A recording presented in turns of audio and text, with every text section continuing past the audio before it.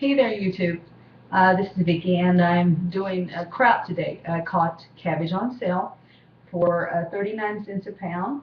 The store that I go to honors all other store ads, so I got it for a decent price for here in Iowa. And the heads are big, they're full, and I've got about 8 large heads. I've already worked up some here and pushed down in the bucket, and I'm putting it just in a big bucket. Food grade, cleaned out, really good. And the process is that you're just going to ferment this, and it'll take a few weeks. So today I am just chopping, and as I go on each layer, what I should be a layer, I'm just sprinkling like a spoonful of salt over it, and this is canning and pickling salt. You can use kosher, but do not use table salt. And then as the fermenting process goes on, in through the next couple weeks, I'll be going down daily or a couple days and putting skimming off the water, because cabbage contains a lot of water, and that water will work up, and that is the juice that you use to put back over it to can it, that brine. So I will be back, and also, if you don't have a good sharp knife or something, if you want something that and do it chopped, the chopped cabbage, just get you a tin can, and this is, just cut it off normally like you would, then turn it sideways, the can opener, or get your 10 cents and take off this sharp or this finished edge, and it will be sharp as a razor blade. So this is something you got to keep away from the kids, and it does a good job. You just go like this, and it will chop it up to fine consistency, and it will go through a head of cabbage in no time. I keep it here in case I get through some that's kind of tough. It will go where the knife won't. But this is something, you can repurpose your tin cans and stuff, and then when it starts getting dull or something, you can either cut off some more, or you can get you another tin can and wash it out good, cut it off, and redo it. A larger one would work a lot better. I just happened to open up some mushrooms, and I thought, well, there's my can. That's the only can I had today, so this will do it.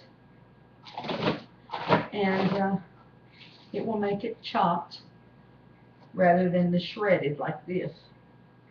So in a few days I'll be back here again. I'll show you the second part. See you in a little. Hey there. I've got 7 of the 8 cabbage heads already shredded up in here. And when you go along and you've got room like this, I just use the meat cleaver. See this metal? Okay. Instead of using this part, I use this end and poke this down in there. That releases the water, and also it makes more room that I can add onto it. It's going to go down anyway over the next few days, and this just releases it and bruises it up. So I'll show you. So you can even get more in there. I'm going to put a plate on top of this and weigh it down with a quart jar of water on top of it, and cover it over, keep anything from getting into it. Never know what's going to get into it. But as you see, you can poke this down, bruise it up good,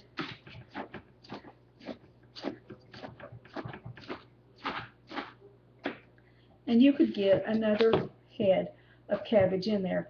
And I may put part of that last one in this. I've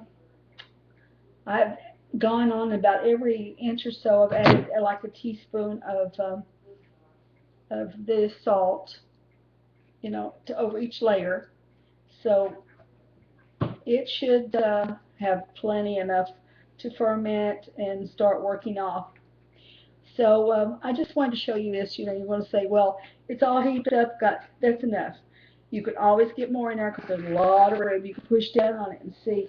Push your fist and then get your aggression out and just push down in there. And like I said, you can probably get 2 more heads in there the way it looks. And like I said, you put a plate on it upside down or any way you want that will fit, and weigh it down. And this will, as the water releases, it will just keep pushing it down and letting that water release more and more, and it'll keep that fermenting process going, because the juice from this is one of the biggest things that's important. You know, you need that juice. So this is one thing I wanted to let you know, and we'll be back with you when it's time to can it up, maybe even come back to check it out in the next few days. So we'll be talking to you later.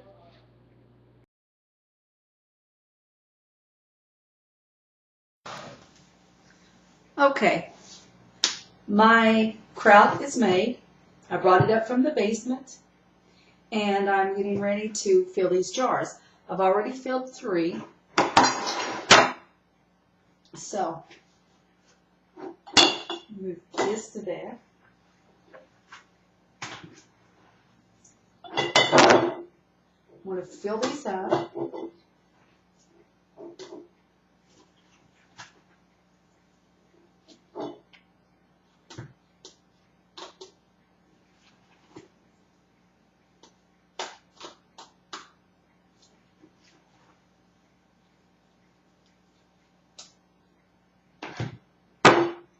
I want to tank these down.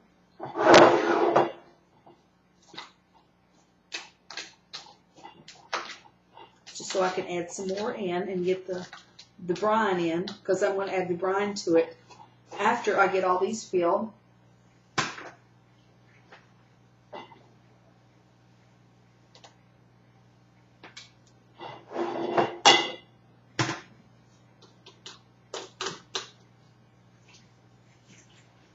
Remember, I did 10 large heads of cabbage.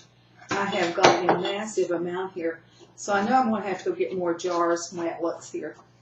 But I just wanted to show you me tamping this down. When we come back, I'll have these all filled, and we'll put in the brine and start the next process. Okay, we are here, and we're starting on the next process of canning this kraut up. Okay, I've got all these in the jars. Still got more yet to do. I just wanted to show you. This has been tanked down. Okay, we're taking the brine from the kraut itself and pouring it back into here. Okay, there. And just sort of getting all the air bubbles out, because we don't want those air bubbles in. We want all of this brine to get to all of this.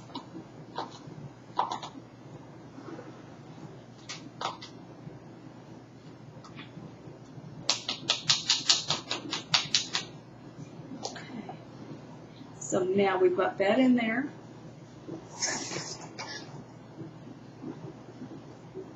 Whoops.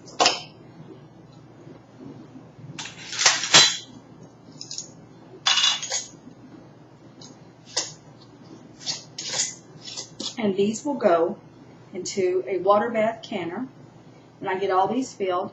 And I'll process these for 20 minutes. Well, we'll be 25 minutes because these are quarts. So I'll be back, and when I get these finished, and get ready to put them into the canner. So we'll see you in a few. I have got the second batch of jars on. I've got vinegar in the water to keep it clear and clean. so the buildup doesn't build up on the sides and look milky. And these are the ones I just finished 25 minutes in a water bath canner.